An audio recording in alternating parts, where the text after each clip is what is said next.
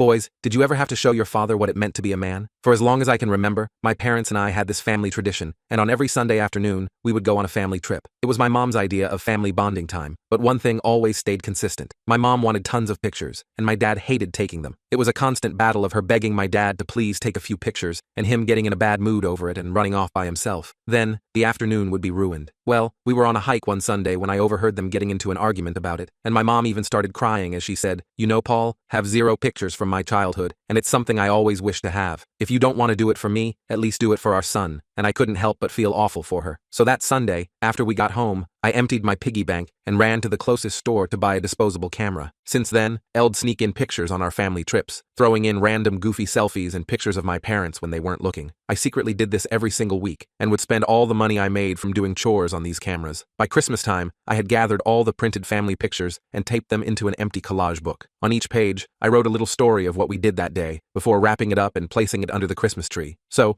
come Christmas Day, I was more excited to see my mom's reaction to her gift than I was about opening any of mine. When I handed her the box, she smiled warmly, and as she unwrapped it, I saw her face drop, and she started crying. My heart started beating, as I expected her to be happy, not sad, and I asked her what was wrong, but she just started flipping through the pages and crying even harder. "Is everything okay, Mom? I thought you would love it," I said gently, and she placed the book down before throwing her arms around me and crying into my shoulder. "Oh, Henry, this is the best gift I've ever received," and I exhaled when I realized those were happy tears. My mom proceeded to tell me how much this meant to her, and how happy she was to have someone else who also appreciated our family moments together. From the corner of my eye, I could see my dad bowing his head in shame as he skimmed through the book himself.